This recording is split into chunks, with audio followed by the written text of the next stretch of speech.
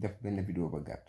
gis nga commentaire yi ñiy commentaire yu négatif yi ngir yàlla arrêté leen ko parce que moment bi tolluñu si tontunte ay commentaire yu négatif ñun suñu préoccupation mooy ñu libérer pro Ousmane Sonko moom loolu moo ñu yitteel bàyyi leen di commentaire naan booy yi xam nga Dakar dañoo tayalax yi dangeen seetaan pro di ngeen tray pro arrêté ça 2021 ñoo gañe woon xeex bi 2023